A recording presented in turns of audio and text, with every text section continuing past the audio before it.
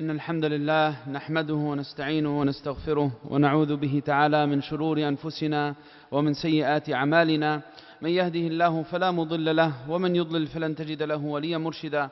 وأشهد أن لا إله إلا الله وحده لا شريك له، وأن سيدنا محمدا عبده ورسوله وصفيه من خلقه وخليله، بلغ الرسالة وأدى الأمانة، فكشف الله تعالى به الغمة وجاهد في الله حق جهاده حتى أتاه اليقين من ربه. اللهم صل وسلم عليه وعلى آل بيته الطيبين الطاهرين وعلى أصحابه وعلى من تبعهم بإحسان إلى يوم الدين. يا أيها الذين آمنوا اتقوا الله حق تقاته ولا تموتن إلا وأنتم مسلمون. أما بعد. All praises belonging to Allah subhanahu wa ta'ala, and may the peace and blessings be upon His Prophet Muhammad sallallahu alayhi wa sallam, and upon his companions, and upon his family, upon all those who follow in the footsteps of guidance until the day of judgment. We ask Allah subhanahu wa ta'ala on this blessed day of Friday to bless us with forgiveness and acceptance and guidance and steadfastness and unity as families and as a community and as an ummah. We ask Allah subhanahu wa ta'ala on the best day that the sun has ever risen, that He unites the hearts of Ummat Muhammad sallallahu alayhi wa sallam, and that He relieves it of its heartaches in the east and west, that He relieves it of its hardships wherever the ummah might be struggling, wherever Muslims might be facing difficulties and hardships. We ask Allah subhanahu wa ta'ala to relieve them on this blessed day. Allahumma ameen. Brothers and sisters, it's been about 10 days since Ramadan finished. The season of extra ibadah and dhikr, and the season of togetherness and being around the masajid, something that we wish we can experience all year round, but something that has added barakah and blessings min rahmatillahi ta'ala upon His servants. From Allah's mercy, He showers His bounty upon His servants in the blessed month of Ramadan. And something that we experienced, that we often mentioned, was that it was the month that the devils were, quote unquote, chained. As it says in the hadith, سُلْسِلَةِ الشَّيَاطِينَ أو صُفِّدَةِ الشَّيَاطِينَ. And many scholars, they interpret that as the ease to do acts of goodness in Ramadan. They say that that's not literal, but it means that الشَّيَاطِينَ يَقِلُّ إِغْوَاؤُهُمْ فَيَصِيرُونَ كَالْمُصَفَّدِينَ. That their ability to cause people to go astray, especially the believers, to go astray while they're in a state of fasting, and a state of remembrance, and a state of qiyam and siyam, it's hard for them to influence the human being when in such a blessed and pure state. This is the meaning of suffidat al-shayateen according to many scholars. So that blessed season of ibadah has come to an end, and perhaps all of us have gone back to our regular schedules, and we find that our masajid doesn't have the same numbers it had during the blessed month of Ramadan. This is something that is very common for us to witness every year. We witness during Ramadan the blessing in the household and within our souls of being someone who's in a constant state of remembrance of Allah, of feeling Allah as a part of our lives. And this is something that's mentioned in the many ahadith, many ayat, the effects of ta'ah, of ibadah, of remembrance upon one's peaceful state at heart. But right now, with Ramadan having concluded, it's very important for us to reflect on what's next. The summer vacation is beginning. We've recharged spiritually for an entire month. What's next? What should become of what I've done in Ramadan? It's very important to take heed of the fact that Allah wants us to be servants of His all year round. Don't ever be a servant of Abdullah only in Ramadan. There are those who are servants of Ramadan, not servants of Allah all year round. The journey to Allah subhanahu wa ta'ala continues. Ramadan taught us things about ourselves, taught us what is for our betterment. Now we need to learn how to constantly invest in our souls, how to constantly build our spiritual relationship with Allah subhanahu wa ta'ala. Because the spiritual highs of Ramadan, they don't last. And the Prophet ﷺ describes that the journey of faith is one that is full of ups and downs. إن الإيمان, as this hadith we often mention it, إن الإيمان ليخلق في جوف أحدكم كما يخلق الثوب. Just as your clothing wears and the changing, it goes through discolorment and it goes through different, it gets torn and it gets ripped and it gets outdated and it needs to be changed and replaced. إن الإيمان ليخلق في جوف أحدكم كما يخلق الثوب. There is constant ups and downs in faith. Now how will I deal with that reality after Ramadan? If I really want to feel the comfort and peace that Ramadan gave me, that ibadah gave me, that's not something that's exclusive to one month in the year. That's something that can be constantly experienced all year round. I need to invest in my soul.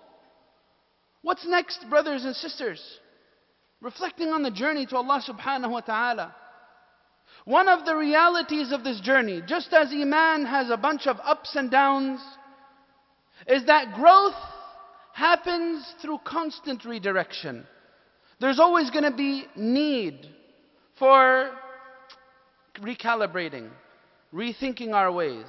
You set your heart on something and you think it's the best thing that you could possibly do, the best way to spend your time. You think it's right for you. You invest your time, your money, and your focus into this thing. But then you find out it doesn't work out. The same thing with the journey to Allah. One of the Bedouin Arabs was asked, بِمَا عَرَفْتَ رَبَّكَ. This is a very beautiful quote. بِمَا عَرَفْتَ رَبَّكَ. So he responded and he said, بِنَقْضِ الْعَزَائِمِ وَصَرْفِ الْهِمَمِ. The way I came to know more and more about my Creator, about myself, about my relationship with Him subhanahu, is through that constant redirection, recalibration. Constantly, whenever you find yourself veering away, you get your affairs back in order. You reconsider your choices. He said, بِنَقْضِ الْعَزَائِمِ وَصَرْفِ الْهِمَمِ. You set your heart to something. You set your himma and your focus to something, and it didn't work out. That's how you constantly build your relationship with Allah subhanahu wa ta'ala, recognizing that He is Al-Ali, Al-Qadir, Al-Mudabbir. Growth through redirection. Brothers and sisters, growth through a whole lot of confusion and discomfort. Because as we said, if you think that Iman should be as it is in those nights in the last 10 of Ramadan, then there's a big misconception about what faith really is. It's a big misconception about what the nature of the journey to Allah subhanahu wa ta'ala really is. Because growth happens through those moments of confusion that will come your way. Perhaps they've already come your way after Ramadan. And during Ramadan you felt it was so easy. You had a schedule, you were constantly going to the masjid, you were constantly fasting, you were constantly around good people. Eid comes in, all of a sudden, you don't find that support, you don't find that motivation and that strength. Brothers and sisters, this is how we grow as human beings. There will be those moments of confusion. There will be those moments of discomfort. And that's why Allah subhanahu wa ta'ala says, Allahu waliyyu alladhina amanu. يخرجهم من الظلمات إلى النور سيدخلون في تلك الظلمات سيقعون فيها سيلجونها. They will fall in those times of darkness. But I need to understand that my journey to Allah subhanahu wa ta'ala through those ups and downs is continuous. It's something that's ongoing. I cannot put it on hold and say, until next Ramadan. Or I cannot reduce that relationship to a few sets of rituals that I only do at certain times in the week or certain times in the year. Brothers and sisters, growing in this journey to Allah subhanahu wa ta'ala through constant loss and delay. This was something I was sharing in the masjid here in the past few nights. Is that sometimes you might be in a state of utter confusion. You don't know what to do next. You're trying everything and nothing's working. You're trying to do what's right, but you keep on finding the doors closed in your face. This is a very common dilemma that people face. How to understand that? How to perceive that in the way of my journey to Allah? Because I'll go through it. One of the hikam of Ibn Ata'illah is he says, when you find yourself in that situation, when you find yourself in a constant state of ilhah, and you're constantly imploring and invoking Allah, help me find a way out, but you're not finding the way, don't ever allow that to cause you to despair. When He says, فَهُوَ ضَمِنَ لَكَ الْإِجَابَةِ فِي الْوَقْتِ الَّذِي يُرِيدُ لَا فِي الْوَقْتِ الَّذِي تُرِيدُ. He has promised that He will answer in the way that He sees fitting, at the time He sees fitting. I need to understand that about my journey to Allah Azza wa Jal. There will be constant loss, constant delay, and sometimes that's part of what Allah subhanahu wa ta'ala wants us to experience. Because had it all been easy as Ramadan is, or as easy as sweet as the last 10 hours, had it all been easy, just like that, to remember Allah, to pray, to do fasting, to do qiyam, had it been that easy, then that would take away from the element of growth that's essential in every single one of us, in every single one of our lives. And this is why there's an athar. This athar is not authentic, but its meaning is absolutely correct. And it's established by other ahadith and ayat. Allah subhanahu wa ta'ala says, إِنَّ مِنْ عِبَادِي مَنْ لَا يَصْلُحُهُ إِلَّا الْغِنَى وَلَوْ أَفْقَرْتُهُ لَأَفْسَدْتُ دِينَهُ وَإِنَّ مِنْ عِبَادِي مَنْ لَا يَصْلُحُهُ إِلَّا الْفَقْرُ وَلَوْ أَغْنَيْتُهُ لَأَفْسَدْتُ دِينَهُ. Allah subhanahu wa ta'ala, He says in this weak authentic report, as it said, that there are of my servants that if I was to give them wealth, it'll corrupt their deen.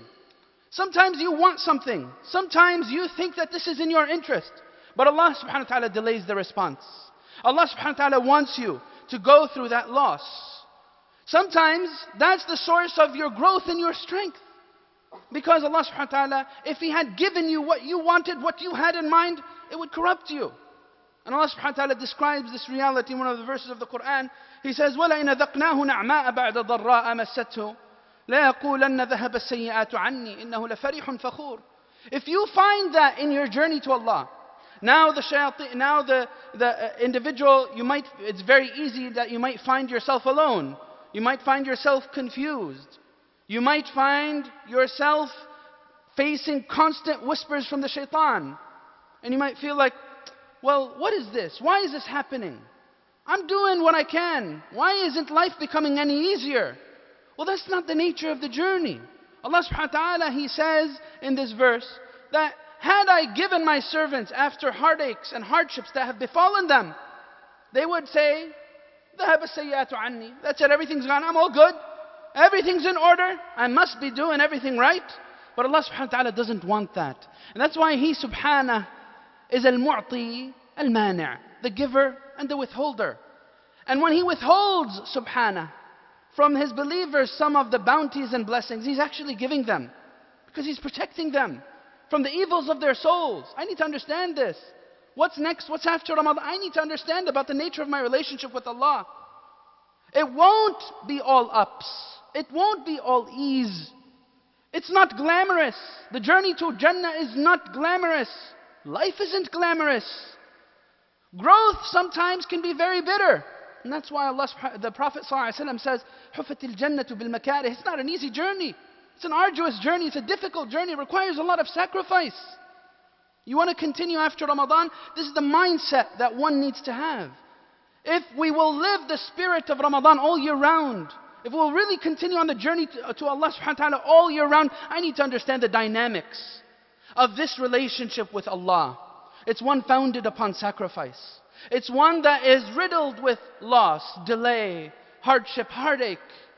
But in the middle of that, if you have all of this in your perceptions, you'll find the sweetness of Allah's aid along with you, or aiding you, or assisting you at every juncture. Brothers and sisters, the other thing to think about with Ramadan having concluded, the summer vacation coming up, a lot of free time coming in a lot of people's schedules, whether you're a student or you're a worker, a lot of people take their vacation days off, they want to spend time with family. With Ramadan having concluded, I need to hold myself accountable for the fruits of Ramadan. I need to be serious about my relationship with Allah. I need to be serious about my ibadah. I need to hold myself accountable, because faith will not be complete until it translates to our behavior. Now, throughout Ramadan, there was a whole lot of one type of ibadah. And that's the easier type of ibadah. That is mu'amalat al-Khaliq subhanahu. Dealing with Allah, very beautiful, very easy. And that's why they say, one of our salaf says, لا يعرف الخلق والخالق أحد ثم يؤثر معاملة الخلق. Anyone who truly knows Allah and truly knows the nature of people would never prefer to deal with people over dealing with Allah. Dealing with Allah is very beautiful. He subhanahu describes the way He deals with us. إن الله لا يظلم مثقال ذرة. Allah never wrongs any individual. وإن تك حسنة يضاعفها. If it's something good, He multiplies it. ويؤتي من لدنه أجرا عظيما, and He gives great reward. This is معاملة الخالق. This is what we were doing most of Ramadan. But the harder aspect of faith is معاملة الخلق. The harder aspect of Iman is dealing with others. That's where the fruits of Ramadan will become apparent. In our suluk, in our behavior, in the way we treat those around us. Sometimes a lot of discomfort and adha and a lot of mischief comes about through dealing with people. That's why Allah subhanahu wa ta'ala says to our Prophet sallallahu alayhi wa sallam, إِنَّا سَنُلْقِي عَلَيْكَ قَوْلًا ثَقِيلًا. We're going to cast upon your shoulders, O Muhammad, a very burdensome, a very heavy speech. What is this burdensome speech? Is it wahi? Is it revelation? No, it was already coming down to him at the time of the revelation of Surah Al-Muzammil. This قَوْلًا ثَقِيلًا هو الصدع بالحق. هو القيام بما أمر الله به. ودعوة الخلق إليه. That's what the most difficult aspect of faith is standing up for what you believe in. Is dealing with people with justice, with giving them their rights. That's the very difficult aspect of faith. And that's the greatest fruit of ibadah. And that's what I should be observing in this summer vacation. That's what I should be observing after Ramadan. If my ibadah was done right during Ramadan, then there must be some difference and some impact in the way that I deal with others, those around me. That's a litmus test. Brothers and sisters, dealing with people is not easy. That's why Luqman told his son, يَا بُنَيَّ أَقِمِ الصَّلَاةِ. What did he say after that? He said, وَأْمُرْ بِالْمَعْرُوفِ وَانْهَى عَنِ الْمُنْكَرِ. Did he say, أَقِمِ الصَّلَاةَ وَاصْبِرْ? No, alhamdulillah. Salah, if someone does it right, he will be blessed with the sweetness of khushu'. Salah, siyam, qira'at al-Quran, very convenient for the soul. Very comforting for someone who understands the spiritual dimensions of these acts of worship. It's very convenient. Makes you feel very comfortable inside. But dealing with people, that's where your iman is going to come to light. And that's why he said, وَأْمُرْ بِالْمَعْرُوفِ وَانْهَى عَنِ الْمُنْكَرِ وَاصْبِرْ عَلَى مَا أَصَابَكَ سَيُصِيبُكَ مِنَ النَّاسِ مَا تُحِبُّ وَمَا لَا تُحِبُّ. You will deal with things you like and things you absolutely detest when it comes with dealing with people. But that's part of the journey. That's part of the growth of Iman. You cannot divorce that from your relationship with Allah. You cannot divorce that from your Ramadan experience. What next? This is what I should be thinking about now. About my Iman. Getting real serious about my faith. And about my guidance. Brothers and sisters, I remind you all that of the etiquette of the khutbah, not to speak during Jum'ah. If you see, or playing with your phone or playing with anything else, that this, as they say, as the Prophet ﷺ says, that whosoever says to his brother, even uskut, an ansat, faqad laga, wa man laga, fala jum'ata lahu. So please be careful of this. As you are engaging in Jum'ah, make sure that you don't get distracted with your phones or with anyone around you. Jazakumullahu khairan. Brothers and sisters, the journey to Allah subhanahu wa ta'ala, summer vacation, how can I continue? I need to, if I'm falling into this, I need to make sure I break out of it. And that is reducing my relationship to Allah to those ritual acts of worship of siyam and salah and qira'at al-Quran and dhikr. The only way I'm going to be able to continue my momentum after Ramadan is if I diversify my worship. Is if I understand the full spectrum of worship. Brothers, ifsahu yafsahillahu lakum. Please come forward and make space for those standing up. Jazakumullah khairan. Diversify your acts of worship. And for us, with this season, the summer season coming up, it's the best time to do it. The weather is beautiful. The time and availability for our children is there. The ability to take vacations for a lot of people is also present. is the best time to diversify our worship, broaden our horizons, deepen our iman. Because the way to strengthen our iman is not limited by doing those outward acts of worship. Salah and Siyam and Qira'at al-Quran. Allah subhanahu wa ta'ala emphasizes that we should travel the land, that we should observe the beginning of creation, that we should contemplate upon the magnificence that surrounds us. Allah subhanahu wa ta'ala wants us to look within, wants us to look at His other creations, the animals, the cosmos. Allah subhanahu wa ta'ala wants us to reflect.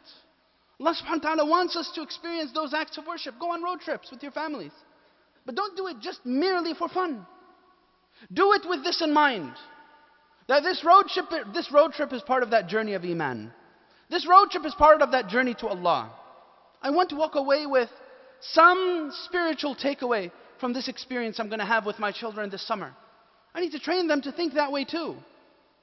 The way to Allah subhanahu wa ta'ala is something that is all-encompassing of everything we do in life, all facets of life. So this advice here, what next? What to do after Ramadan? Diversify the worship. Try to incorporate some element of that relationship with Allah subhanahu wa ta'ala in everything you do. Whether it's something, a mundane task, whether it's a day-to-day thing, whether it's something related to your work or your school, or something related to fun time with children, or fun time with family. Try to link everything with that journey to Allah. Because whether you like it or not, with every passing moment in your life, in our lives, we're journeying to Allah. It's a countdown. We might not realize the countdown sometimes, but every day, every event, every juncture, every twist and turn is just one step closer to our meeting with our Maker, with our Creator, Subhanahu. And we should be preparing for that. Diversify your worship. This is another way to continue the momentum after Ramadan. Brothers and sisters, perhaps within the past 10 days, you've noticed, and I pretty much expect this from every single one of us, you've noticed that in one way or another, that there is a difference in your experience in these past 10 days and your experience during Ramadan. It's inevitable. Everyone must feel that there's some difference in your day-to-day, inside of Ramadan and outside of Ramadan. Now, you might not have taken the time to really reflect on this, and that might be very concerning, because we're being put to the test. Our shaitan, our devil, is not going to leave us alone. Our nafs is constantly being affected and impacted by what we experience, by what we see, by what we do. We're being put to the test, whether we realize it or not. And I really hope that we realize it. But now, with these passing days, with Ramadan having concluded, I need to really, really reflect on the struggle that I have with my enemy. Who's my enemy? Your greatest enemy is the debased aspects of your nafs, the lowly desires of your nafs and of your self, and also the shaitan. I really need to reflect on this relationship, this struggle, because Allah subhanahu wa ta'ala calls us to reflect on it. He says subhanahu in the Quran, إِنَّ الشَّيْطَانَ لَكُمْ عَدُوٌ فَاتَّخِذُوهُ عَدُوًّا إِنَّمَا يَدْعُو حِزْبَهُ لِيَكُونُوا مِنْ أَصْحَابِ السَّعِيرِ. The shaitan's your enemy. Make sure you take him as your enemy. Make sure you realize the way he impacts you, the way he traps you. Make sure you reflect on the entrapment of the devil. Make sure you realize those thoughts that are crossing your mind, those inclinations, those desires that are going on with him. Because the shaitan, he's working. And for some, they might have taken a vacation with Eid from that journey to Allah subhanahu wa ta'ala. But the shaitan did not take a vacation. The shaitan is working, and he's working very hard, very diligently, to make sure that he disrupts the sweetness in our lives, that he disrupts the peace, the comfort that we feel. أَلَمْ أَعْهَدْ إِلَيْكُمْ يَا بَنِي آدَمَ أَلَّا تَعْبُدُوا الشَّيْطَانَ إِنَّهُ لَكُمْ عَدُوٌّ مُبِينٌ. Allah subhanahu wa ta'ala says, haven't I conveyed to you, O sons of Adam, don't worship the shaitan. Doesn't mean don't become devil worshippers. But no, don't let him dictate for you your experience in life, the sweetness, your decision making in life, your direction in life, don't let that be dictated by the shaitan. Well, is it really dictated by the shaitan? It might be. If you're not really reflecting on the methods he's employing to ruin your family, to ruin your relationship with your parents, to ruin your relationship with your spouse or with your children, if you're not really reflecting on this, then indeed the shaitan might be directing the show. He might be directing your life. He might be causing you a whole lot of heartache and a whole lot of hardship. We need to really reflect on this, brothers and sisters, in these days. The shaitan, he wants us to go to sleep. Shaitan, he doesn't want us to reflect on the purpose of our creation. He doesn't want us to reflect on the journey to Allah. And this is what Allah subhanahu wa ta'ala describes in the Quran. He says, وَلَا تَكُونُوا كَالَّذِينَ نَسُوا اللَّهَ فَأَنْسَاهُمْ أَنفُسَهُمْ. The shaitan wants you to forget Allah, wants you to forget your deen, wants you to forget your purpose, wants you to forget your mission. Because when that happens, that's it. Your spiritual sense and your spiritual presence will wane, will weaken.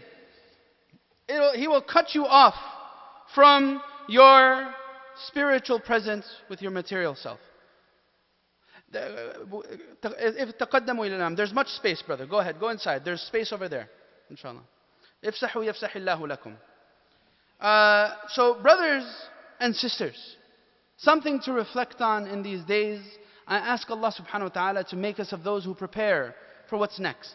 Prepare for this summer vacation, to take advantage of it really with our children. To make us of those who experience the bliss of ibadah and worship all year round.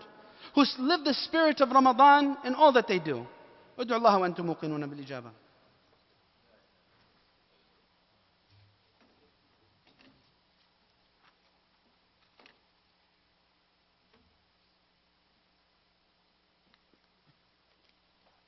الحمد لله رب العالمين والصلاة والسلام على أشرف الخلق وسيد المرسلين وعلى آله وصحبه أجمعين.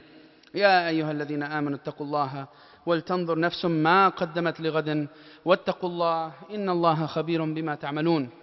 أما بعد, brothers and sisters, reflecting on our struggle with the shaitan. What does the shaitan do to distract me? There's a number of things that our scholars, that the Quran, that the Sunnah mention, that the shaitan employs. One of these things is that he makes the act more desirable and more attractive than it actually is. And if anyone has experienced a sin, he knows this, you know this to certainly be true. It appears very attractive, very appealing, and after one commits it, you feel the regret creep in.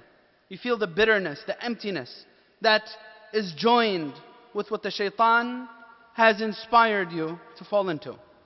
He makes it more attractive than it actually is. This is something that the Quran describes. ثُمَّ لَآتِيَنَّهُمْ مِنْ بَيْنِ أَيْدِيهِمْ وَمِنْ خَلْفِهِمْ وَعَنْ أَيْمَانِهِمْ وَعَنْ شَمَائِلِهِمْ وَلَا تَجِدُ أَكْثَرَهُمْ شَاكِرِينَ. You will find that most of them are ungrateful. I will make sure of that. I will come from them from in front and from behind and from the right and from their left. We need to make sure that we maintain that upward direction, because He cannot block you off from Allah. That upward direction in prayers and that downward direction in humility to Allah, because the shaitan isn't humble. He won't get in the way of that. That's where our choice comes into play. Brothers and sisters, another thing that the shaitan does is he causes us to procrastinate, causes us to delay, طول الأمل. It's a thing that is so difficult to avoid and so difficult to break out of. Allah subhanahu wa ta'ala, the Prophet sallallahu alaihi wasallam describes this reality when you wake up in the morning. That the shaitan is there, prepared, set to cause you to fall into procrastination and to miss your prayers in Fajr. يعقد الشيطان على قافية رأس أحدكم إذا هو نام 3 عقد. He's there. When you wake up and you're in your bed, before you get out of your bed, he tells you, wait a little longer. Delay it a little bit. It's okay. You're not in need of rushing. Just 10 more minutes of sleep. You still got an hour left for Fajr until it finishes. Shaitan wants you to procrastinate. Don't put off the actions that you can do today until tomorrow. Don't put off the ibadat that you can do this morning or this afternoon until nightfall. Brothers and sisters, Another way that the shaitan distracts us is by deception. Not only by making something attractive more than it actually is, by deceiving people, thinking they're in the right and they're okay. And many people feel like this about themselves, but the believer is always in a state of self-accountability. He deceives people in accepting the status quo. Allah subhanahu wa ta'ala in Surah Al-Kahf describes this. He says, قُلْ هَلْ أُنَبِّئُكُمْ بِالْأَخْسَرِينَ أَعْمَالًا الَّذِينَ ضَلَّ سَعْيُهُمْ فِي الْحَيَاةِ الدُّنْيَا وَهُمْ يَحْسَبُونَ أَنَّهُمْ يُحْسِنُونَ صُنْعًا. What a scary reality. When someone hears a reminder and a reflection, well, I'm good. I'm doing things right. I'm not doing anything wrong. I'm not doing any sins. I'm taking care of the rights of my family, and I'm taking care of my responsibilities. I'm not doing anything wrong. I don't need to hear any of this. This is irrelevant to me. This is the perfect attitude for the shaitan, because he wants us to fall into that mode, accepting the status quo. These individuals Allah subhanahu wa ta'ala describes will come forth on the Day of Judgment, having realized with ultimate regret, what have I done with my life? Look at all the opportunities I missed. يَوْمَ يَتَذَكَّرُ الْإِنسَانُ وَأَنَّى لَهُ الذِّكْرَى.